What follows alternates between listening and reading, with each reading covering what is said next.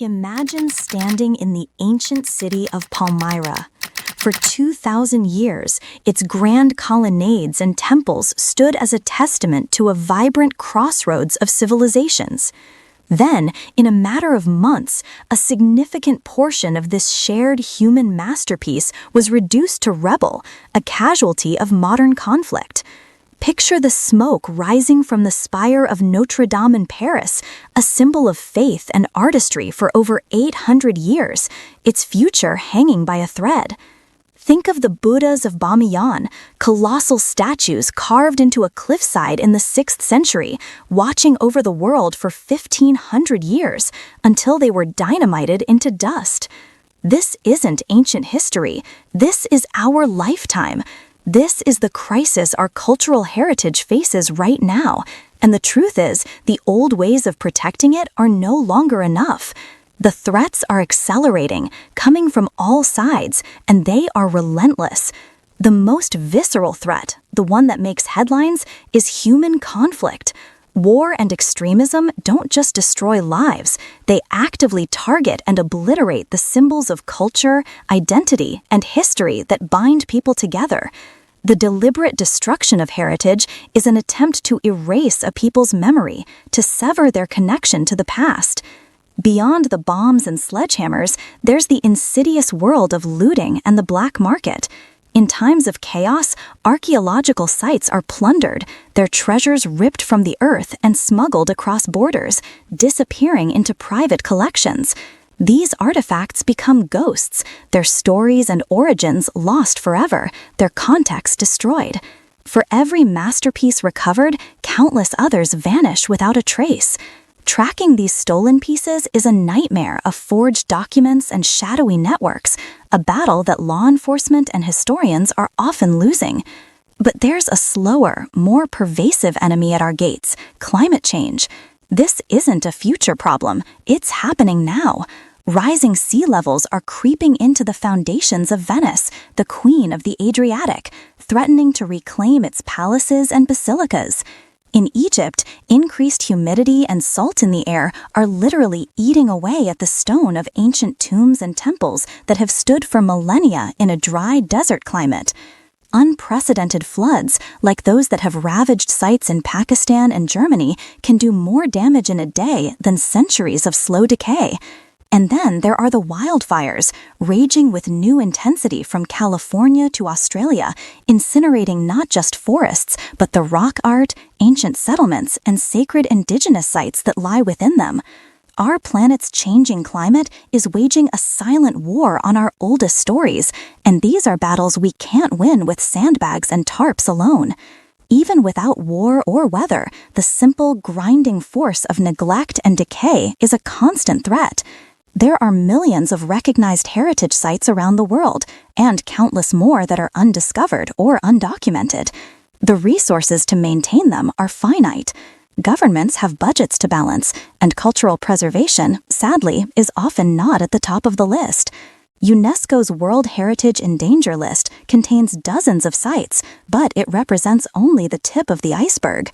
For every Colosseum or Great Wall that receives global attention and funding, there are thousands of smaller temples, forgotten castles, and invaluable archives slowly crumbling into obscurity. The work of preservation is painstaking, expensive, and requires highly specialized skills.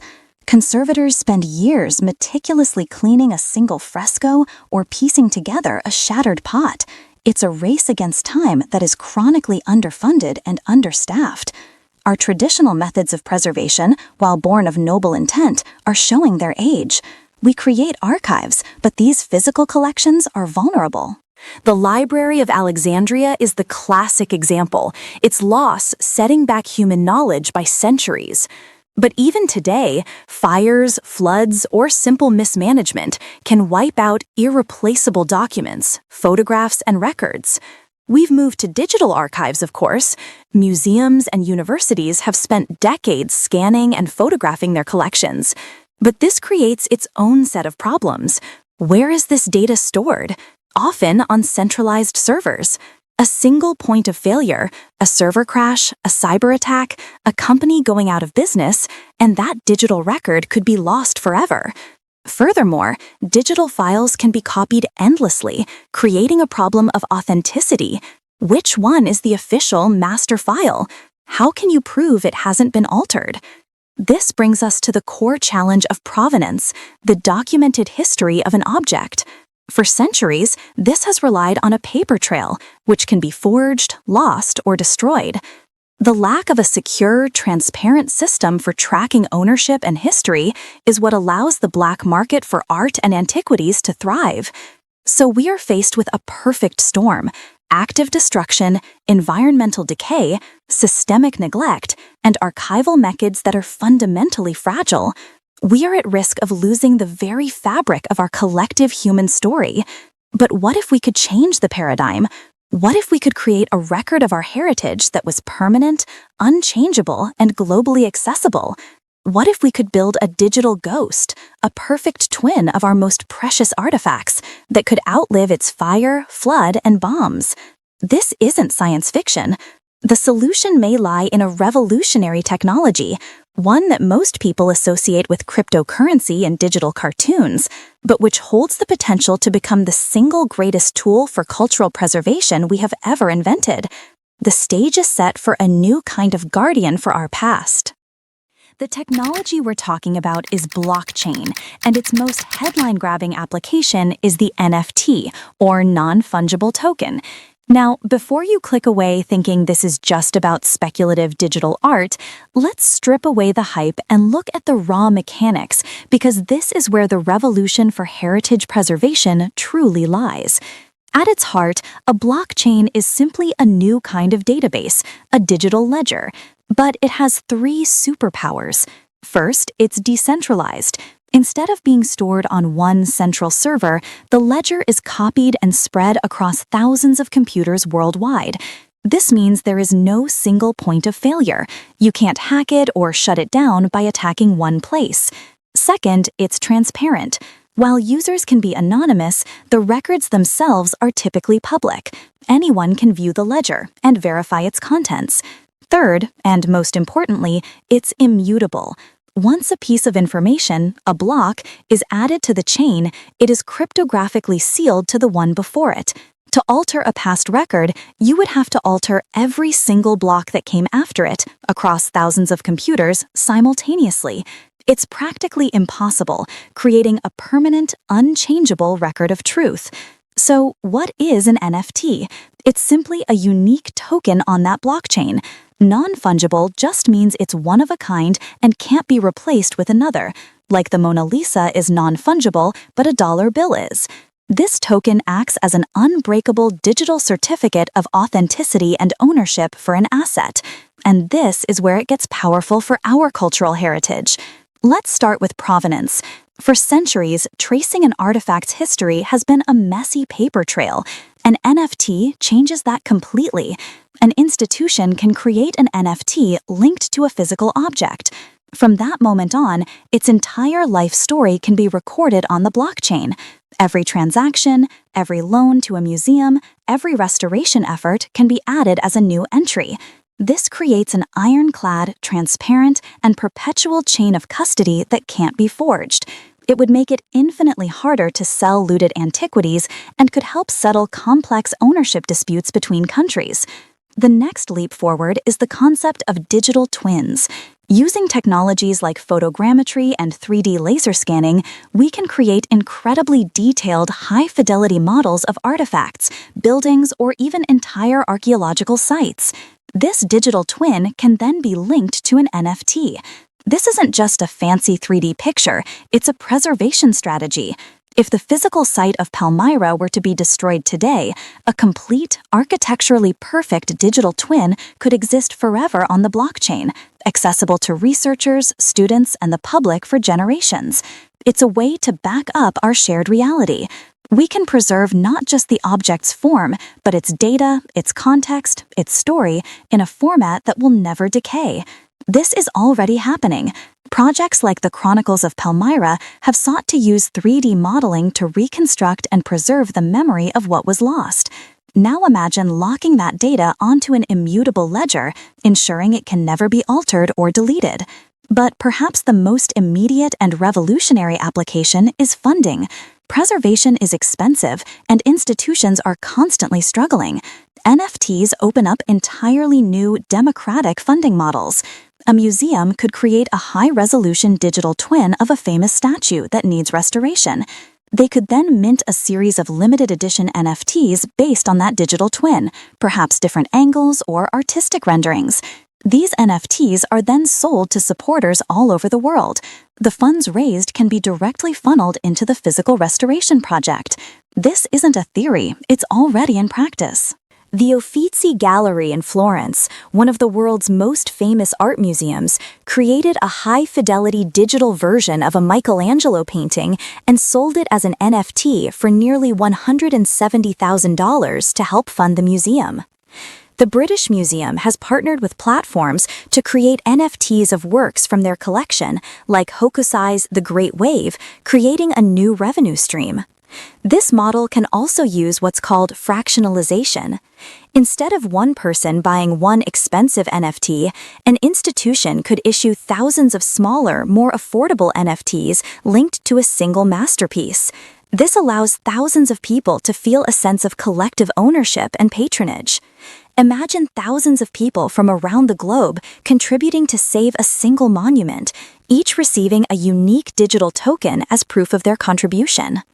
The entire process can be governed by a smart contract, a piece of code on the blockchain that automatically executes the terms of an agreement. This contract can guarantee that, for example, 90% of all sales revenue goes directly into a designated restoration fund, providing unprecedented transparency for donors. They can see exactly where their money is going on the public ledger. This technology is being used right now to try and preserve Ukrainian art and architecture, with projects minting NFTs of cultural assets to raise funds and create a permanent digital archive in the face of invasion. It's a powerful fusion of digital innovation and real-world cultural defense. So, it all sounds perfect, right? A technological silver bullet for a centuries-old problem. An immutable, transparent, democratized system for saving our past. But as with any powerful new tool, the reality is far more complex, and the path forward is paved with critical questions and ethical minefields. To embrace this technology, we have to confront its challenges head-on, because ignoring them would be irresponsible. The first and most publicized concern has been the environmental impact. Early blockchains, like the one Bitcoin runs on, use a proof-of-work system that requires immense computational power and therefore vast amounts of energy. The idea of burning fossil fuels to save a digital representation of a monument threatened by climate change is a bitter irony. However, this is a rapidly evolving space. The second largest blockchain, Ethereum, has already transitioned to a proof-of-stake system, which is over 99% more energy efficient. The technology is adapting, moving towards greener, more sustainable models. Any responsible heritage project using blockchain must commit to using these eco-friendly platforms. The energy problem is not solved, but it is being aggressively addressed. A deeper, more complex issue is the digital divide.